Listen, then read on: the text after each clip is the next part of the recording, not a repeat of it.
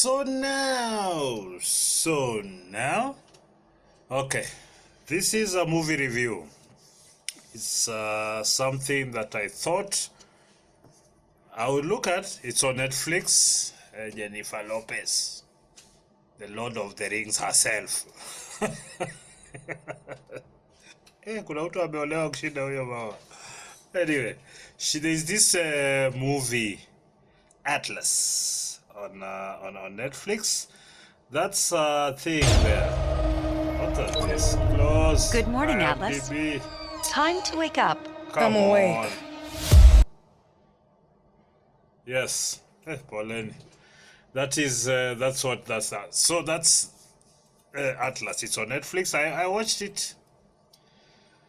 Well, let me say what I liked first about the movie. I mean, there's quite a number of the effects, although not totally. Like a bit of the robotics, the animations, they looked okay.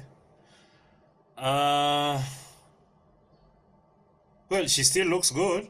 I mean, she's like 80, but anakaa afadhali. Now, the movie is about, AI. As with some movies these days, I think this was meant to be like a big comeback or something. There was something to do with her. She had like a concert, a number of concerts that were cancelled because this movie didn't really get the brand going again. Actually, to be honest with you, the movie is kind of this new trend. Not really new, but it's now getting on that the female characters that they put in these movies, they never seem to have any difficulty. They don't overcome anything.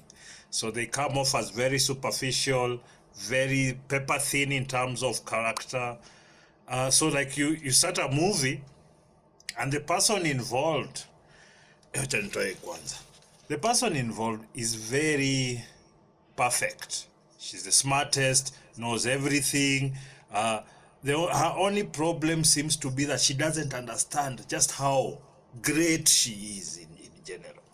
And what has come to be is that it seems Hollywood can't write female characters anymore.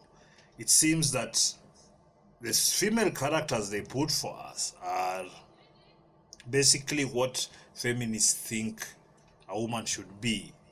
All right? So it's basically like a second-hand man, like that's what they are forcing. There was a lot of obvious plot holes. Like, for example, and you see, you could telegraph what was coming. Like when they were talking about the AI goes to this other galaxy, so to speak. It runs away.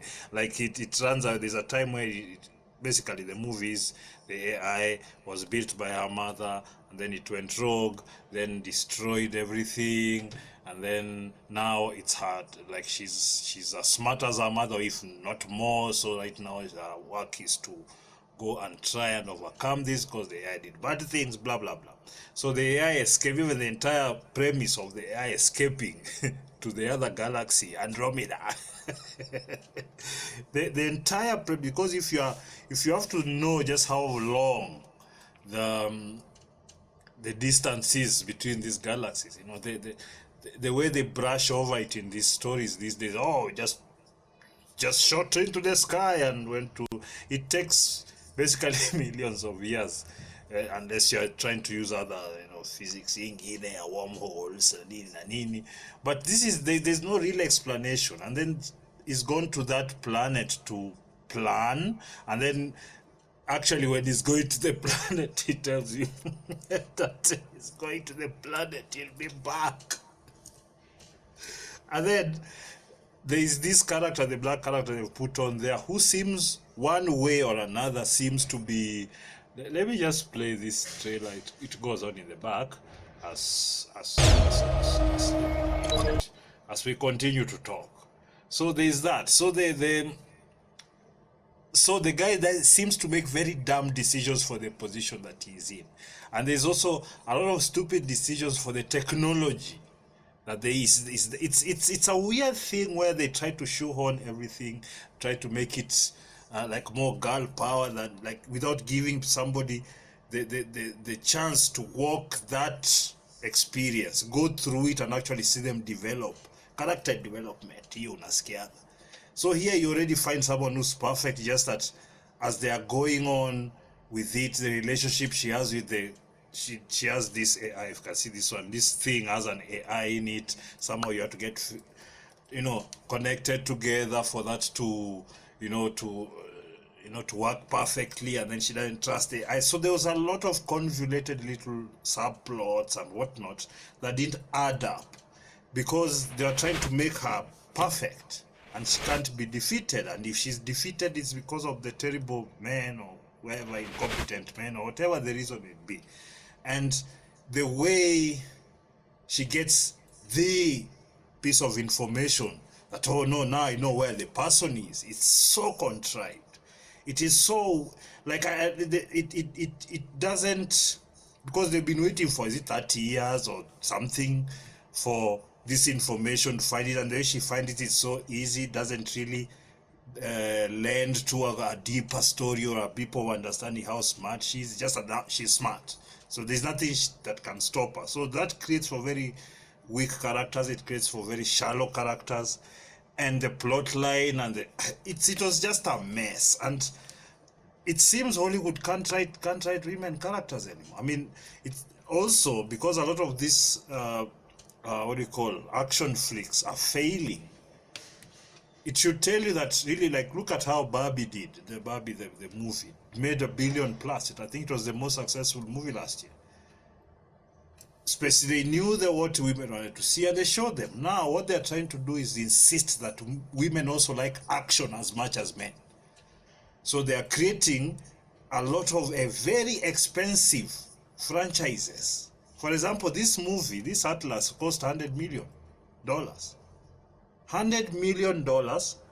And to be honest with you, I didn't see the $100 million. A lot of the worlds they created were not really convincing. They didn't have any detail. They didn't really look well thought through. So it's just about like shoehorning certain ideologies without having to think about the story and the characters. It's just it's getting incessant. I watched another one.